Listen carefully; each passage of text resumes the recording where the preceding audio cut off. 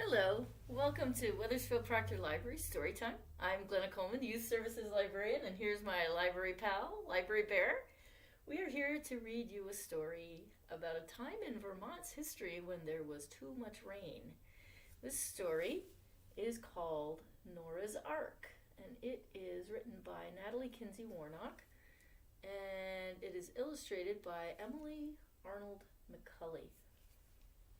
Excuse me.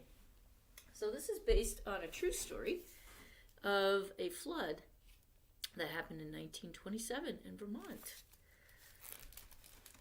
Excuse me. Nora's Ark.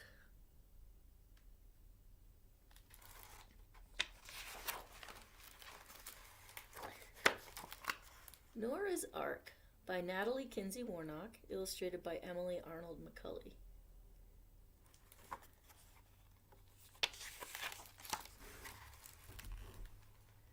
When I was born, Grandma said I was so small I looked like a little bird. That's why I was named Wren. Grandma may look small, too, but she's made of granite, and she says I'm tough, just like she is. Good thing, or we never would have survived the 1927 flood. Grandma and Grandpa lived in a little farm by a river in Vermont. They didn't have much money, but there was always plenty to eat. Milk from Grandpa's cows, vegetables from Grandma's garden, apples and plums from the orchard, fish from the river, and maple syrup that Grandma and Grandpa made each spring.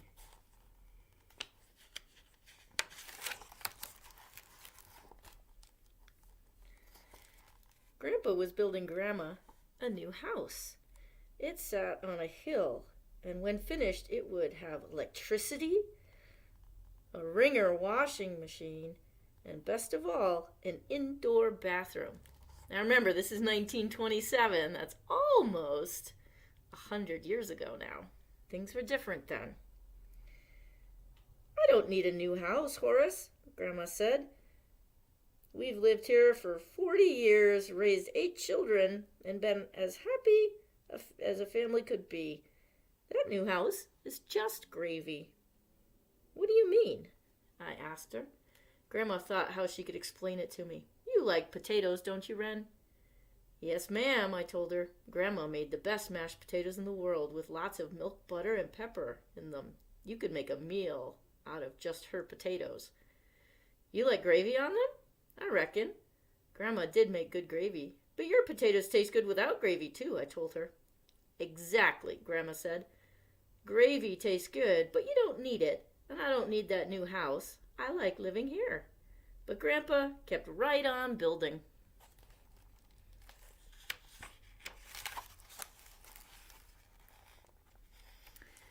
When it began to rain on November 2nd, 1927, no one along the river had any idea 9 inches of rain would fall in 2 days. Life in Vermont was about to change forever. The rain came down in torrents. It drummed so loudly on the roof we couldn't talk. Grandma spent the morning baking bread. By noon she'd made 27 loaves. Grandma, why'd you make so much bread? I shouted. Grandma watched the water stream down the windows. We might need it, she said, but I couldn't imagine how we'd eat 27 loaves of bread. When Grandpa came in for lunch, he poured a quart of water out of each boot. I've never seen the river rise so fast, he said. I think we'd best get up to the new house. For once, Grandma didn't argue. By the time she'd packed quilts, candles, her photo albums, and a sack of potatoes, the water was up to the porch.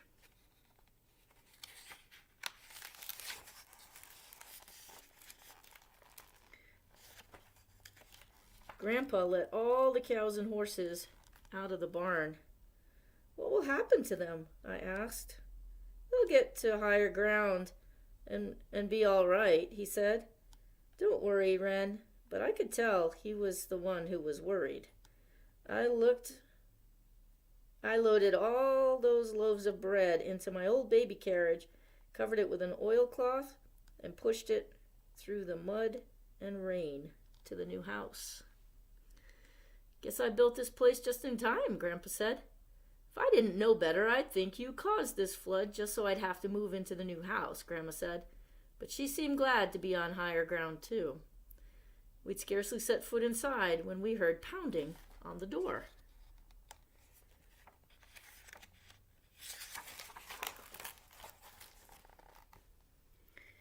The three Guthrie boys stood on the porch, burlap bags in each hand. The bags squirmed and squawked. "Our barn's flooded. Can we keep the chickens here?" They emptied the chickens onto the kitchen floor. "Some of our heifers are stranded in the fields," one of the boys said. "We're going to see if we can push them up to higher ground." "I'll go with you," Grandpa said. "May I go too?" I asked. "No!" Grandpa and Grandma both said at once. "Be careful," Grandma told him, and he and the boys disappeared through the rain. Even with all those chickens, the house seemed empty, with Grandpa gone. Grandma saw me shiver and wrapped a quilt around me. "It's getting colder," she said. "I wish I had my cook stove here." She held me close as we stood watching the rain. "I wish Grandpa would come back," I said. "Me too," said Grandma.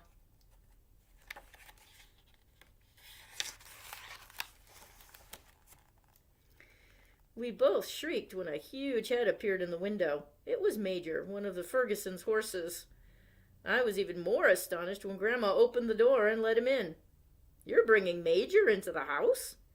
"We don't have a stove," Grandma said. "He's big. He'll add heat to the place." Major took up half the kitchen.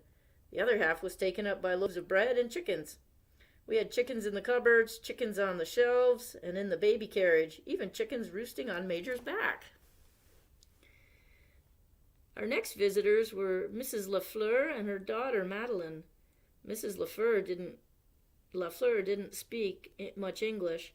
"Our house wash away," Mrs. Lafleur said. "We row boat here." Madeline looked around the kitchen, and her eyes opened wide. "Des poulets dans le chariot de bébé?" she said. I guess she'd never seen chickens in a baby carriage before.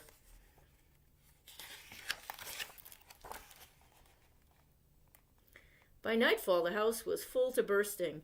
Besides Mrs. Lafleur and Madeline, Mr. and Mrs. Guthrie, the Fergusons, and the Craig family had moved in. 23 people in all. There were also 3 horses, a cow, 5 pigs, a duck, 4 cats, and 100 chickens.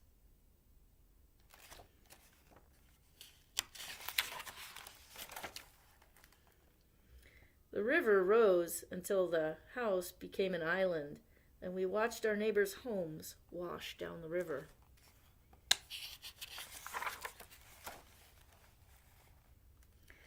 Mr. and Mrs. Guthrie had brought a side of salt pork with them, though we had no way to cook it. The Fergusons had saved their radio, a skillet, a bag of dried apples, and a 3-legged cat.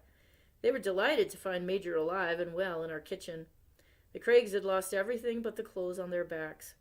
"We're just glad we all got out alive," Mrs. Craig said, which only reminded Grandma and me that Grandpa had still not returned. We had bread and dried apples for supper, and rainwater Madeline and I scooped out of the Lafleur's rowboat. The water had a few fish scales in it, but no one complained. With no stove or beds, we all huddled together for warmth, sharing Grandma's quilts as best we could. We sang Scottish songs and "Row, row, row your boat" and around, and Mrs. Lafleur taught us "À la Claire Fontaine," a tune that brought tears to our eyes even though we couldn't understand the words. Mrs. Guthrie told our grandfather had fought at Gettysburg, and Mr. Craig kept us laughing with stories of his boyhood days in a logging camp in Maine. If it hadn't been for the thought of Grandpa out there somewhere, it would have seemed like a party.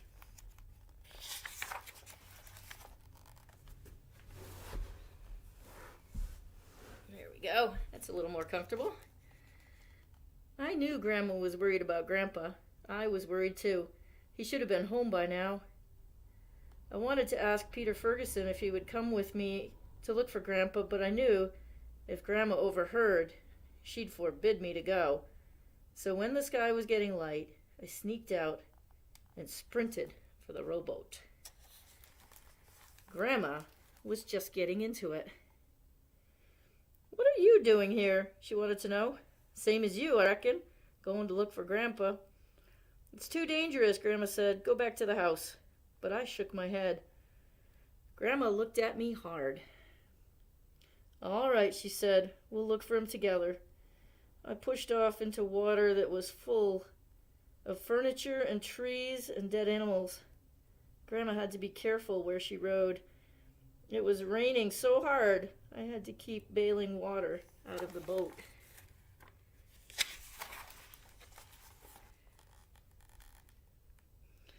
Nothing looked the same. Fields had become lakes. Just the roofs of houses stuck up above the water. On one of those roofs, we saw a dog. "Why, I believe that's Sam Burroughs' collie," Grandma said. And she rode toward the house. The collie barked when she saw us coming. I held on to the roof to steady the boat. "Come on, girl," I said, and the dog jumped into the boat beside me. She whined and licked my face. The strangest sight was yet to come. We rounded a bend in the river, and I squinted, sure that my eyes were fooling me. Then I heard Grandma's voice behind me. "Wren, are these old eyes failing me, or is that a cow in a tree?" Grandma asked. It was indeed. A red and white Ayrshire was wedged in the crook formed by two branches, and she was bawling piteously. Higher up in the branches was a man. He was hollering almost as loudly as the cow. "I believe we've found your grandpa," Grandma said, relief flooding her face. "I was on my way home when I got swept away by the water," Grandpa said. "I thought I was a goner too, but when this cow floated by, I grabbed her tail and stayed afloat until she got hung up in this tree. We pushed and pulled on that cow, but she was stuck fast, and we finally had to leave her. Grandpa promised he'd come back and try to cut her free, but he was crying as we rode away."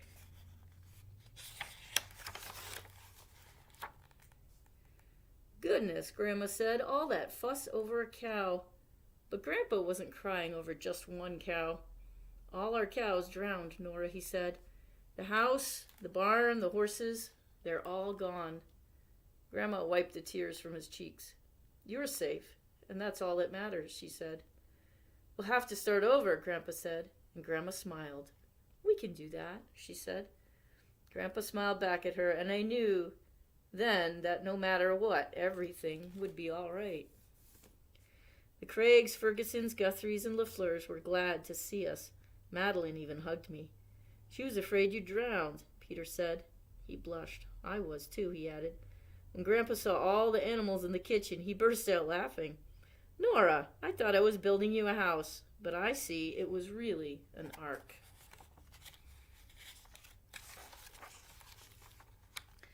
It took 3 days for the water to go down enough so our neighbors could go see what was left of their farms. Grandpa put his arm around Grandma. "I'll finish the house the way you want it, Nora," he said. But he shook his head when the Fergusons led Major out. "I don't know as I'll ever be able to get those hoof prints out of the floor," he said. "I've now lived in my grandparents' house for more than 40 years. And those hoof prints are still in the floor. I never sanded them out because they remind me of what's important. Family and friends and neighbors helping neighbors. Like Grandma said, everything else is just gravy." There's a note here from the author. I'll read it to you. "The flood of 1927 was the worst disaster in Vermont's history. 84 people died, including the state's lieutenant governor, and 9,000 people were driven from their homes. 2,000 cows drowned, and more than 7,000 acres of farmland were washed away or covered by flood debris. The flood destroyed 1,450 bridges and hundreds of miles of railroad tracks and dirt roads. As in all disasters, there were stories of courage and compassion and of people helping one another. This is one of those stories." And there's a note here by Natalie Kinsey-Warnock. "To family, friends, and good neighbors who have helped my family weather a storm." And by Emily Arnold McCully for Harriet and Jim. I hope you enjoyed Nora's Ark by Natalie Kinsey-Warnock, who is a Vermont author, and illustrated by Emily Arnold McCully. Even though we had a lot of rain over Christmas, we certainly didn't have that much rain. Well, thank you for coming to Weathersfield Proctor Library Storytime. I'm Glenna Coleman, Youth Services Librarian. And here's our library bear. We'll see you at our next story time. Bye.